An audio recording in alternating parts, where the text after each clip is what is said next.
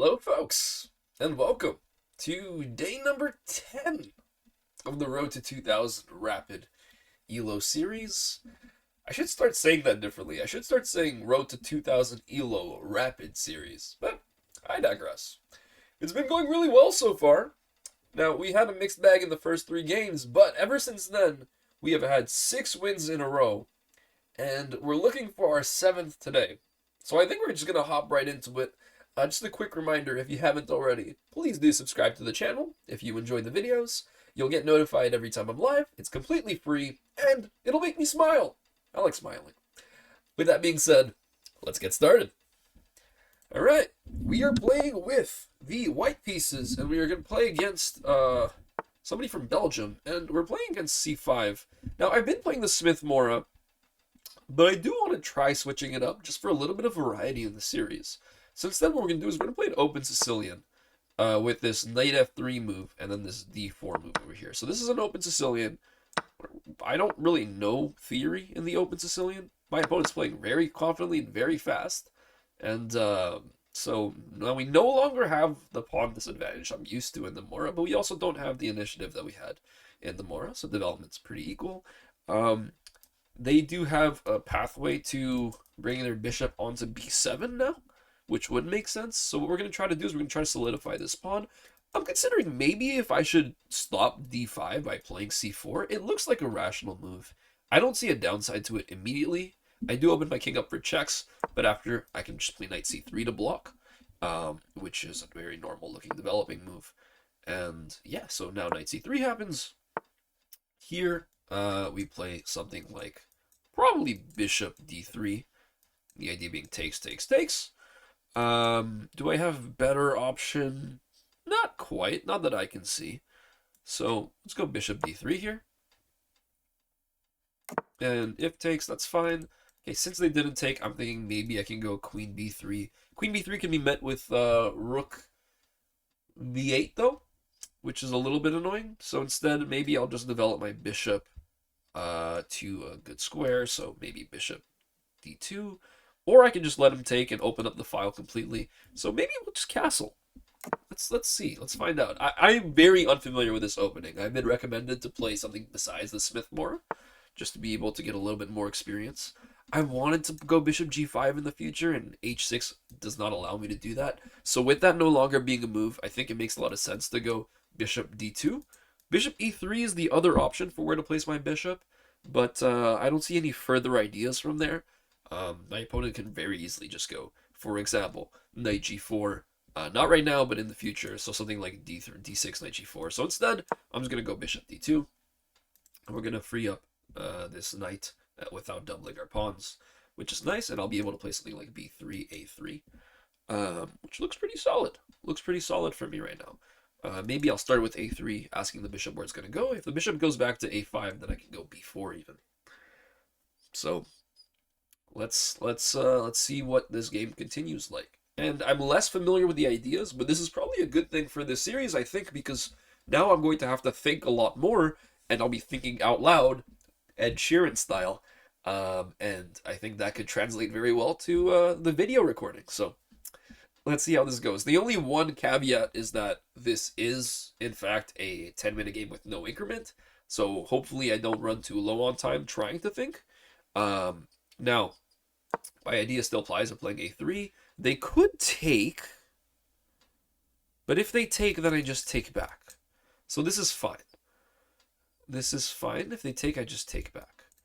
The other move they could do, okay, so they take, I take. If they go here, then I think I'm okay. The other option is going takes on c3 with my pawn. I don't think I should ruin my pawn structure. I don't see a problem with this move. If here, then this looks good. Forces the rook out here. I don't see any other way to block because you can't play this move right now. And so, yeah, they have this weakened pawn, and maybe I can make it a target later on. For example, if I play something like f4 right away, do I see a downside to f4? It's probably the square on g4 is the one little downside. So maybe I can play h3 first. h3, also a move that provides a little bit of load for my king in the long run. So let's play h3.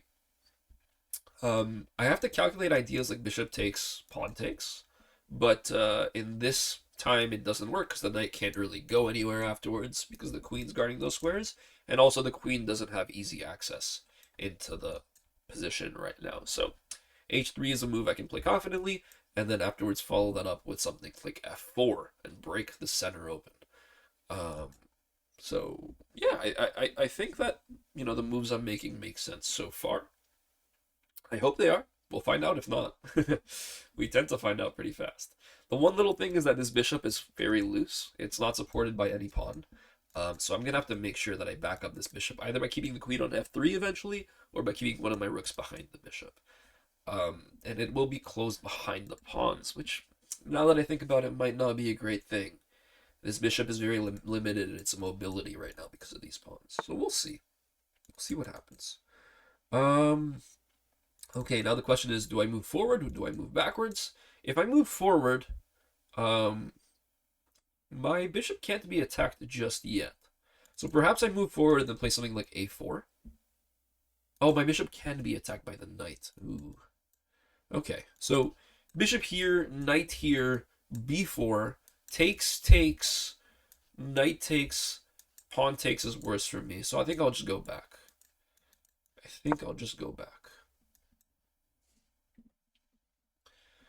And hopefully my reasoning makes sense. Let's see. So I'm thinking of playing f4 eventually. This also helps f4 as a move, as a potential move. Maybe I can even play g4 first to try to make f4 even stronger. But I can play f4 first and then play g4. And eventually I want to be able to push this pawn forward. So should I just launch it? I honestly think I should. Let's go. Let's give it a go. What do we have to lose? Besides ELO. What else do we have to lose? Okay. This is a mistake. That's a blunder. Pawn takes. Once the knight moves out of the way, I have bishop... once the rook takes, I have bishop f4. If I'm correct, this looks like a bad move, what my opponent just played. Because bishop f4 after rook takes will skewer both rooks. And that's what happens. So we're off to a good start. So far, Sicilian opening. Open Sicilian, I should say, in the Sicilian opening. Looks very promising. I'll take. Not too much to think about there. And maybe I can solidify this pawn. Maybe I'll just go rook b1. The other option is bringing my pawn forward here, but then I gotta think a little bit more. The other option is maybe b3, bishop c2. b3, bishop c2, freeing up my queen. I like this, actually. And maybe I shouldn't. Also, I should check for my opponent's threats now. Because now the knight has routes into the position.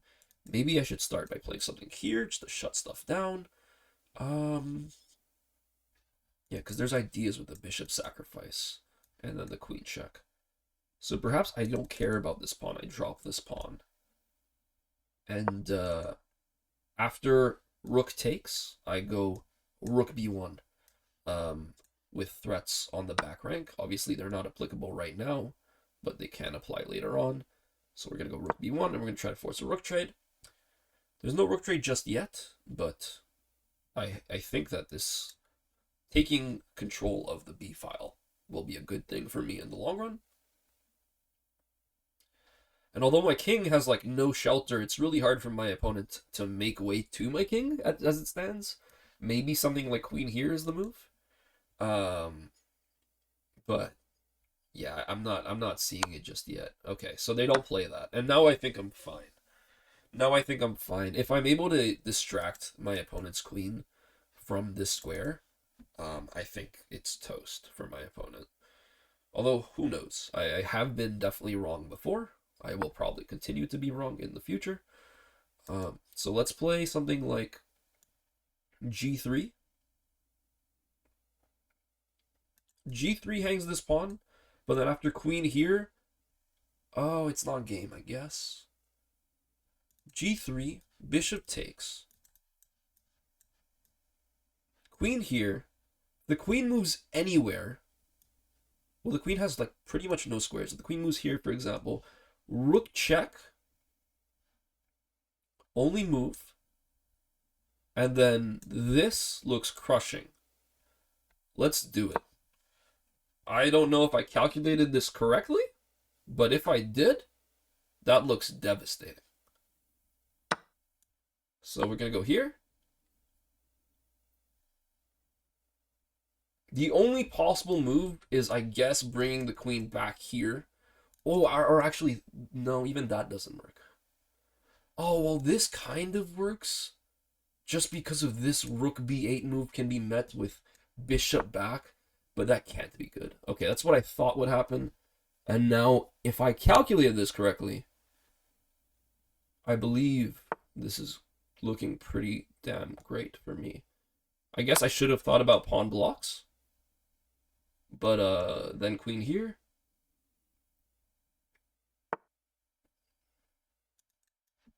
Queen takes. Now there's a mate threat. The queen can come back.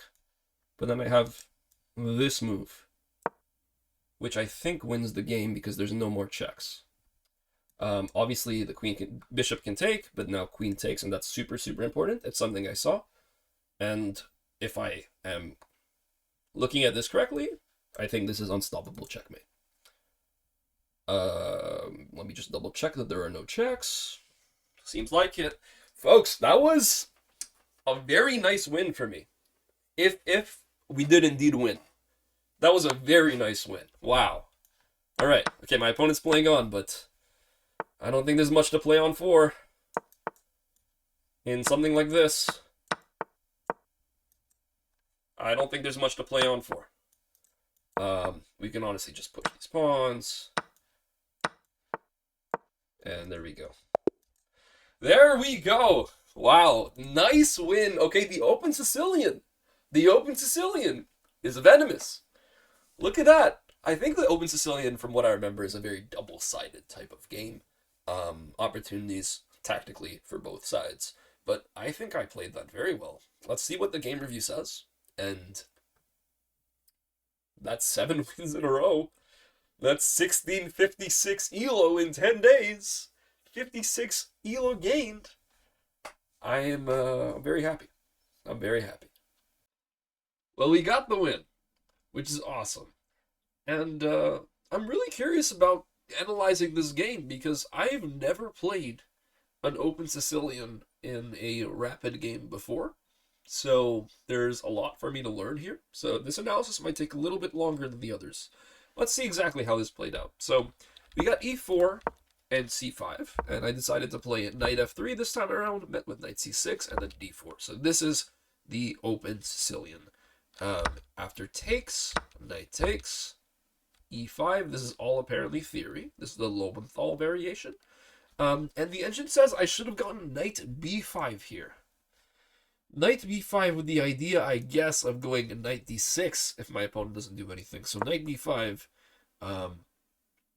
and now d6 must be played, because if you don't play d6, like let's say, for example, you were to waste a move, then knight d6, I am correct. Wow, okay, nice. Knight d6 with the idea that you're trading your knight for either one of these bishops.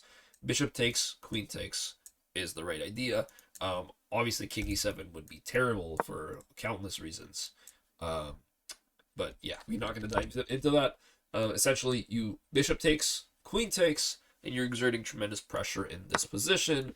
And even if you try to trade off the queens with queen e7, I could simply choose to keep my queen on the board. Queen d2, and now I am playing with the bishop pair. My opponent's only playing with a knight, with one bishop.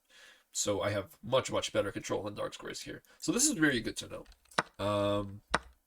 Now instead what I did was I opted to trade pieces and go into an equal game. So knight takes, b takes c6, and then afterwards c4, which I played to reinforce the d5 square. So in case d5 would ever be played, I'd have c4 and e4 covering the d5 square. Also because I would want to play my bishop out, but I want to keep the c4 move on the table. And I also mainly was thinking about playing knight c3 But if I play knight c3 now, it would block in this pawn, and that's also a fine move. I think everything is fine in this position.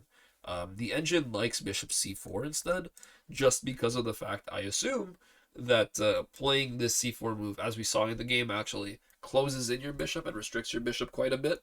And you don't even want to fianchetto it just because you're blocked in by your other bishop, your other pawn on e4.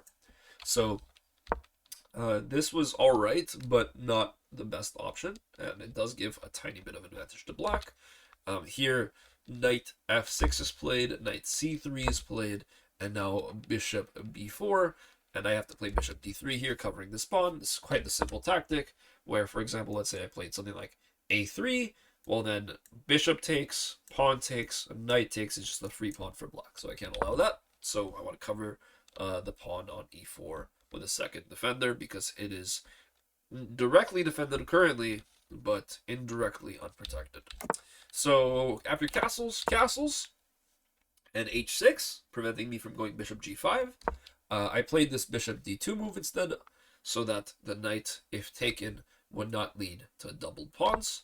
And now my opponent made a mistake going d5. Apparently I should have just taken. Interesting. Apparently I should have just taken, and after takes back, then you just take, and you're up a pawn currently. And actually right now, they can't just take. If they take with a knight, well, now I play knight takes d5, and this bishop is undefended, so the bishop has to take first.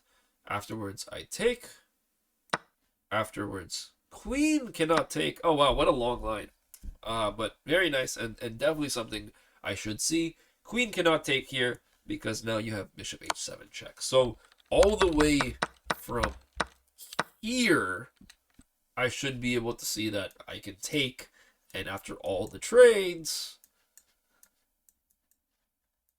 that is not a move. Queen takes on d5 is not a move after all those trades, simply because bishop h7 check opens up a discovered attack on an unprotected queen. So interesting stuff. I missed that. I didn't see that, and I'm playing Rapid specifically to spot ideas like that, so probably something I should think about a little bit more in the future. a3 is played instead, which leads to a trade of pieces, and after d4 is played, I go bishop b4. Now, the rook slides over to e8. This is all fine. I play h3, and apparently h3 is just a bad move. Interesting. I played h3 with the idea of preventing any pieces from accessing the g4 square. It felt to me that I was blunting this knight completely and forcing the knight to essentially only go back to d7 if it wanted a future life, or h7 and then g5, but essentially making the knight a significantly worse piece. And let's see why. So a5 is the move to punish this. After bishop d2, apparently you gotta play a4. a4, because then it just stops my pawns from making any progress. Interesting stuff. Okay, a5, a4. Did not see that idea. But now that they played c5 and they missed it, I apparently should have played b4 to prevent them from playing a4. Instead, I went for this f4 move, trying to cut open at the center. And this straight up just does not work because, oh wow, bishop b7. Spotting that this pawn is very weak and only has one defender. If I try to add a defender to it, for example, by going queen e2, for example, now I just have too many pieces stuck on protecting a pawn, and so many pieces for my opponent that are free to do as they wish. Something as simple as going rook a6 and then rook b6 can be very promising. So interesting stuff. I did not consider that. My opponent went rook b8, which is a mistake because it pretty much makes me try to play the best move with b3 or b4. I don't play the best move because I'm dumb, and I go f takes on e5. But my opponent missed the idea, and I saw this. To be fair, I saw this idea from far out. I guess I kind of was playing hope chess in a way because I was hoping my opponent would take back with the rook, instead of moving their knight away. But my opponent made a mistake and took with the rook. And now bishop f4 is clearly the best move. Apparently b4 is still just as good for some reason. Wow, that's surprising to me. With this bishop f4 move, I go up in exchange. So knight d7, bishop takes, knight takes is what they want. I'm up in exchange, but somehow I'm actually worse in this position. I guess it's because my king is very unsafe. So my assumption is probably something like queen here, bishop here is incredibly dangerous for me. So like let's say for example, I don't know what I would play in this position. Probably something like rook f2, maybe? Or maybe I'd play this. I think maybe I'd play queen h5. Oh, queen h5 hangs a bishop, so I wouldn't play that. So let's say I played rook f2. Now queen g5, so the idea is correct. And how would I protect against this threat? Yeah, difficult question. I did not seriously consider my king's safety enough. I'm lucky I wasn't punished for it, but this could have gone sideways. If I was playing against a very strong player, this is not a game I would have won, most likely. So it really goes to show you, the Open Sicilian is a very, very, very tactical opening that has lots of opportunities for both black and white.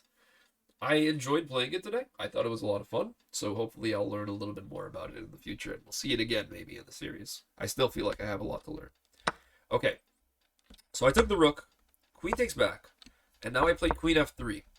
Queen f3 I thought was a smart move, because I thought queen f3 would, lessen these types of opportunities for black. I really didn't mind hanging this pawn, specifically because of the fact that I could claim the open file afterwards. So after rook takes b2, I went to rook fb1. And after rook takes, and apparently black is still slightly better if they find bishop e6. Bishop e6 or g5 or bishop d7. I guess black is just better. And they played bishop e6. Why is that getting an accuracy? It looks like it's the best move according to the engine. I don't know. Weird. Here I go g3, and I really liked this idea that I came up with. Apparently it doesn't work because of g5, which I didn't even think about, but I also realized that my sort of approach was something that wasn't really obvious to the eye, and I didn't expect my opponent to see it. So this g3 move, I think, even if it gets a question mark, I think I liked this move. And we see exactly why. I hang a pawn, which is too tempting for my opponent not to take, and then I play queen f4, which is a fantastic move in my book. The only move to save this position would be knight back. And you know what's funny? With knight back, I'm considering even maybe playing... Oh, wait, no, I can't play rook b8 check. Rook b8 check would have worked if the queen didn't have an eye on it, but it would have been a nice little deflection technique on the knight. Unfortunately, that doesn't work. So probably just queen takes, knight takes. Afterwards, probably something like rook e8 check. King h7, bishop all the way back to f1, really? Bishop f1. What if I go bishop b1? Then this pawn becomes a threat? Fair enough. Bishop b1, d3, king f2, d2. No, I can stop it in time. Interesting. Very interesting. Oh, I guess I can't, because knight here and then bishop here. So you want to trade off the bishops, apparently. Anyways, it didn't go into that. That's very interesting stuff. So instead what happened is that the queen stepped away onto h5, and they missed the real threat of rook b8 check, leading eventually to an attack that's overwhelming. Engine sees mate in 51. Yeah, I apologize, folks, that I did not see mate in 51. My bad. I clearly need to improve my chess quite substantially. Maybe next time I'll get it. But yeah, so my opponent saw that the queen taking would be bad because of this idea of... Actually, I don't know why the queen taking would be bad for my opponent.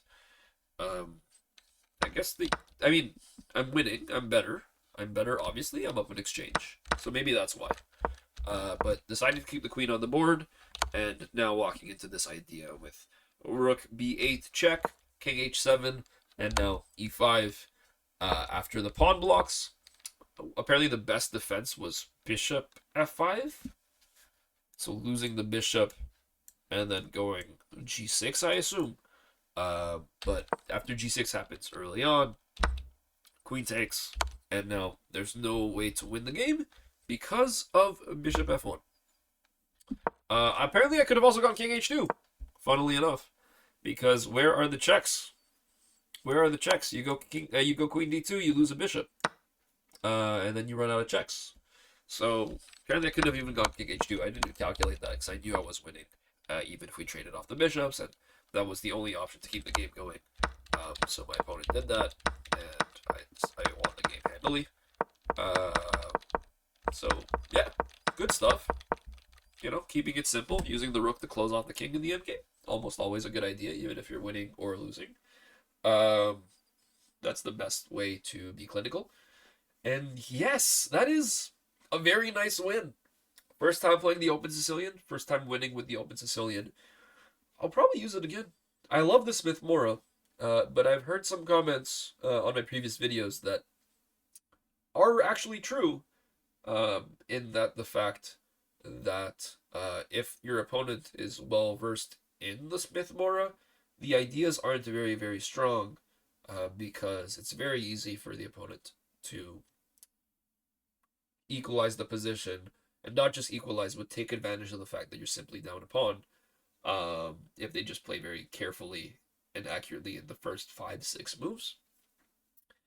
Now, the Open Sicilian is probably prone to very back and forth games, very crazy games. I'll probably lose some games by switching my opening against the Sicilian, but I'm okay with that because it's part of the learning experience. And with that being said, I hope that you all learned something as well as I did today. I definitely learned quite a lot from this game.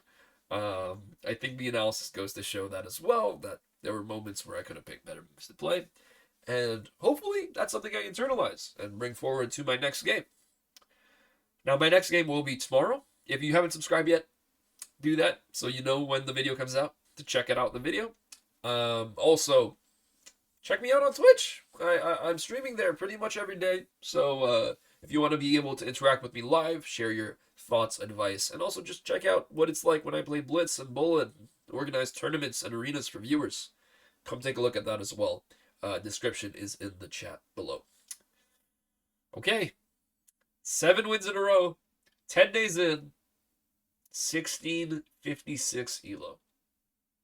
I'd say that's pretty good. Have a good one, folks. I'll catch you next time. Adios.